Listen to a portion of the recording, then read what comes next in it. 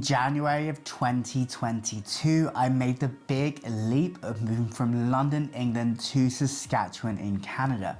In this video, I'm gonna tell you 7 things that you need to know before you make the big move to Canada. So grab a Tim's and join me on this journey.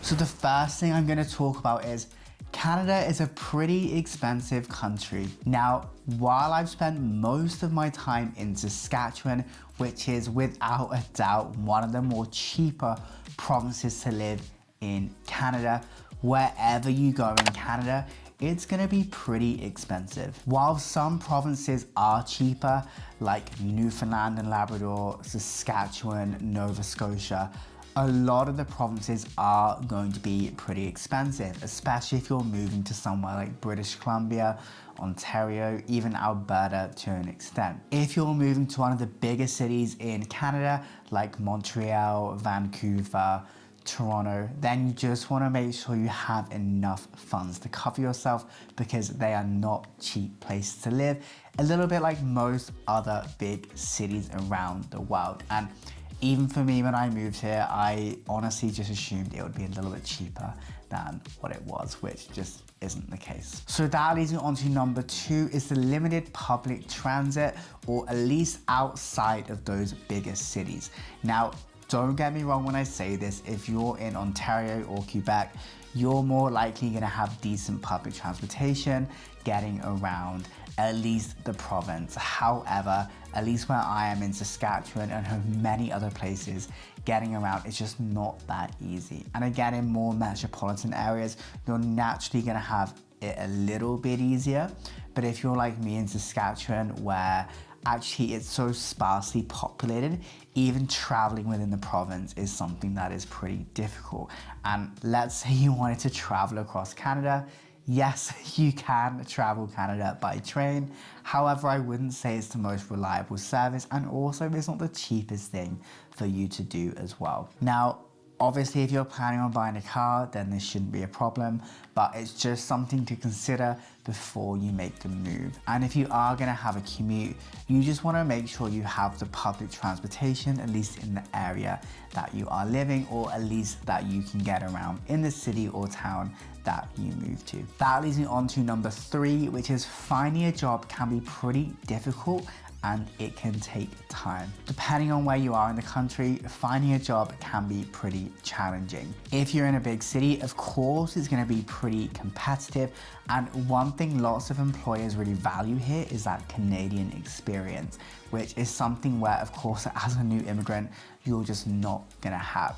And this is okay depending on the job role that you're doing, but just be aware that in many cases you're gonna be up against other people in Canada who are gonna have that experience. Now, that isn't to say it isn't possible to get a job, but one thing I would recommend is just doing your research before you move to a city.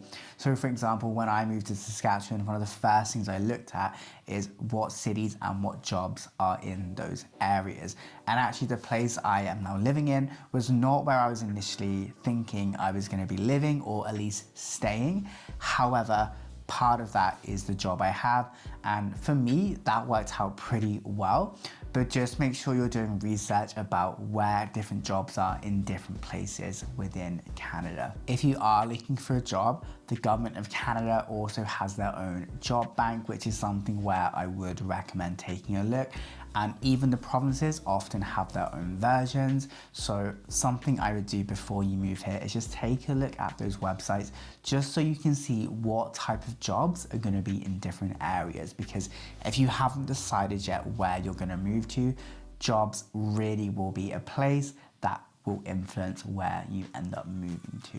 So number 4, before you move to Canada, one thing you don't really actually need to be aware of, but something that I think is just pretty cool about Canada, is that Tim Hortons is life.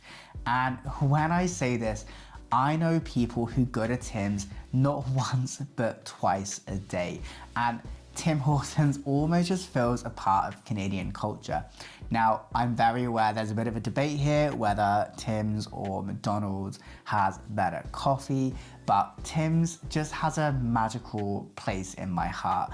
And I think the reason why has nothing really to do with the coffee, but just the fact that it is a Canadian chain and it makes me think of Canada. Even in my hometown, which actually isn't London, it's a place called Milton Keynes, which is about 30 minutes by train from London.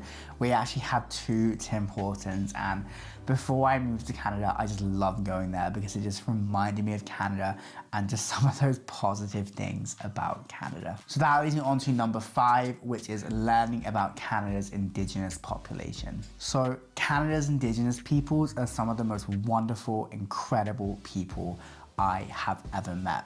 And I feel so fortunate actually living in Saskatchewan because we have a lot of people who are Indigenous and Métis. And this is something that truly should be celebrated, but as a new immigrant to Canada, it is our responsibility to take the time to learn about Indigenous and First Nations culture, depending on where you are in the province. And for me, I've had the privilege of being able to go actually on different reserves, but at the same time attend powwows and round dances. And I genuinely feel lucky to be able to learn the Indigenous worldview and the Indigenous perspectives.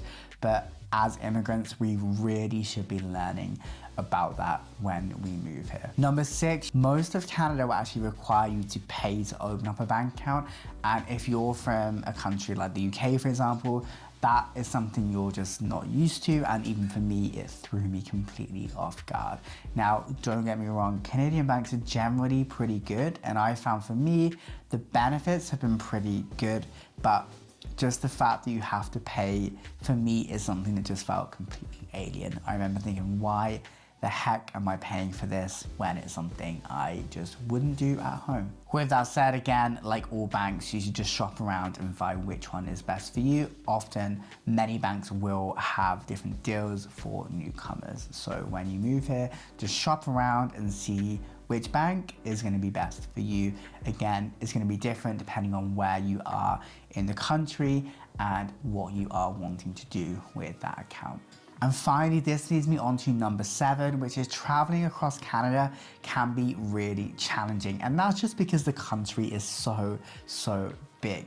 Since I've moved here, I've only really seen Saskatchewan, Alberta, Manitoba, and I have been to Toronto a few times, but I would say just Toronto. I haven't really seen the rest of Ontario, and that is something where I really want to do. There are so many wonderful places in this country that I want to go to, like Newfoundland, Nova Scotia, PEI, and these are just places where I just haven't yet had the chance to go to, and of course Quebec too.